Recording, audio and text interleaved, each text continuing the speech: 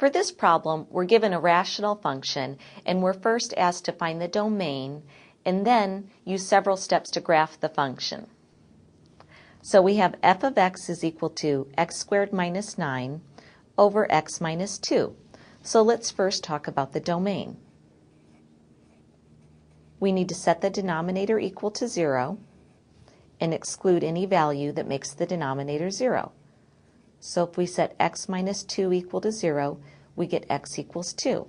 So our domain is the set of all x such that x is not equal to 2. So any real number except 2. Now let's move on to the steps in order to help us graph our function. In step 1, we look to see if we have any symmetry.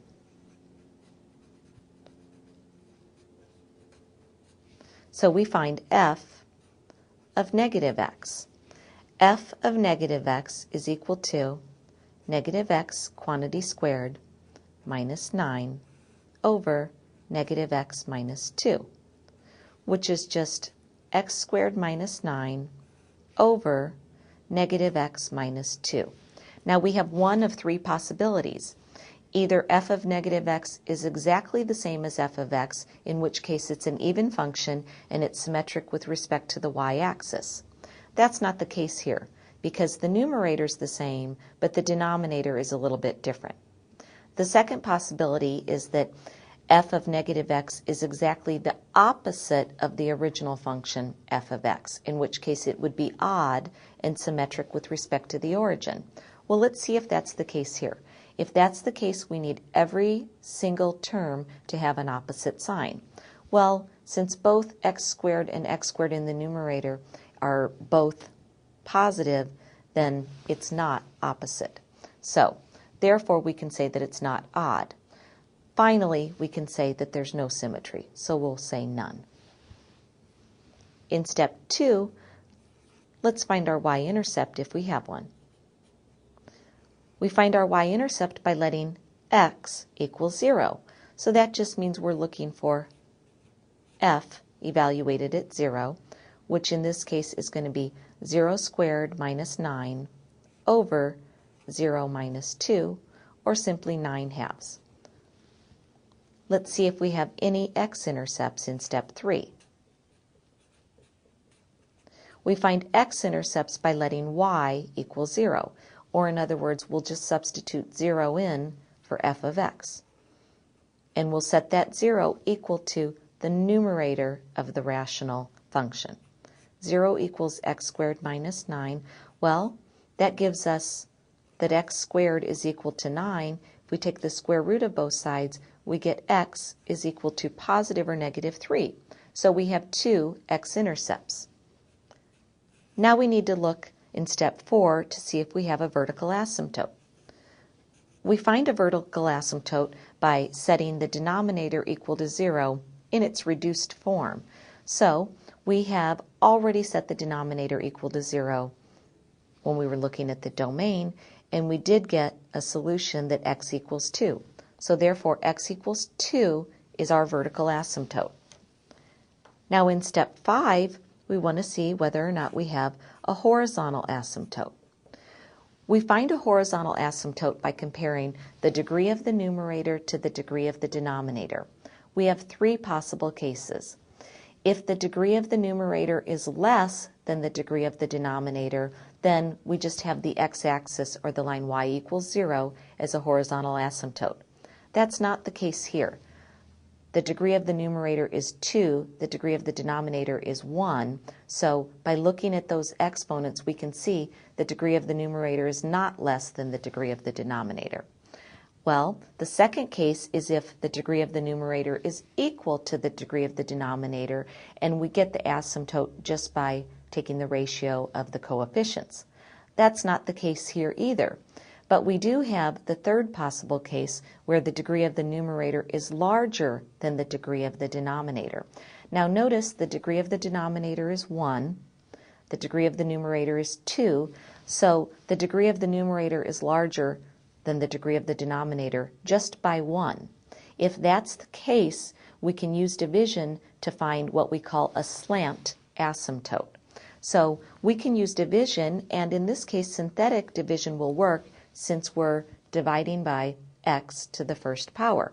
So let's use synthetic division. Since we're dividing by x minus 2, we're going to now, let me put a couple things here. We have no horizontal asymptote, but I'm going to use the abbreviation SA for slant asymptote. And we're going to do synthetic division to find out what that is. Since we're dividing x squared minus 9 by x minus 2, we'll put 2 that we're dividing by, and we'll have the coefficient 1 for x squared. We need to place a 0 for our x coefficient, and then we have negative 9. And when we do this synthetic division, bring down the 1. 2 times 1 is 2. Add 0 plus 2 and get 2. 2 times 2 is 4, and we have a remainder of negative 5. The remainder is really not important in finding our slant asymptote. This bottom two numbers right here, the 1 and 2, give us the information about our slant asymptote. And here it is.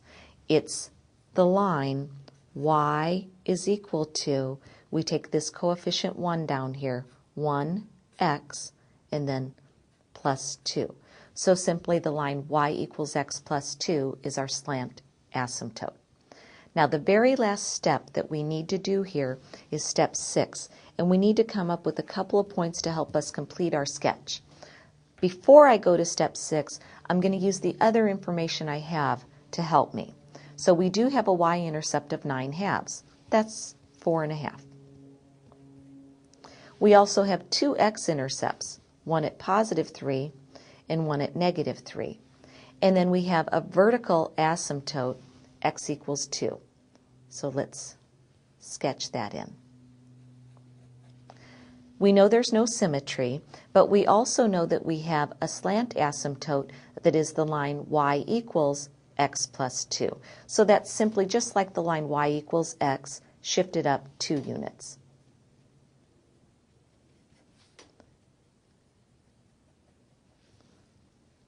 So now we want to choose values in number 6 when we plot points such that we have values to the left of x-intercepts, to the right of x-intercepts, and to the left and right of our vertical asymptote. Well, we can see right now if we choose a value to the left of negative 3, we could choose, say, negative 4 for x. So here's our chart with x and f of x. Let's let x equal negative 4.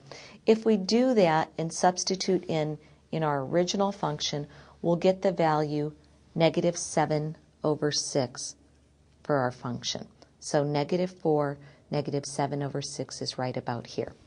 And we know that when we graph this and sketch it, that the graph will tend toward the asymptote. So we'll connect these intercepts and sketch that part of the graph in there.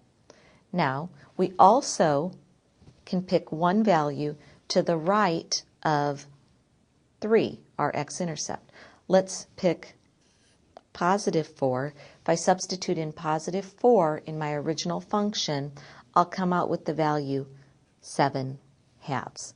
And we can plot 4 7/2 is right about right here. About 3.5, and right about here. I didn't mean to draw that little dot right there, so we'll ignore that. And with the exception that that little dot shouldn't really be there, here is the sketch of this rational function.